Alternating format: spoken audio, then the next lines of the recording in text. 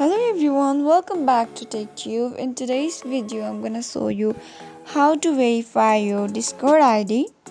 To get started, open Discord app on your PC or mobile phone.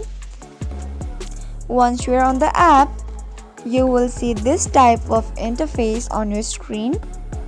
Now click on user setting, which is located at the button below. Once you click on the button, you will see various options. All you have to do is select my account, and here you can see your information. To verify, you can click on edit option. If your Discord account is already verified, you can re-verify it by changing your email. Click on email and click on edit option. So your verification code will be sent on your Gmail.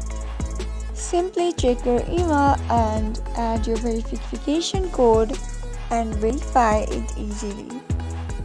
If you found the video to be helpful, go ahead and subscribe to our channel and also press the notification bell so that you'll never miss another upcoming upload from us.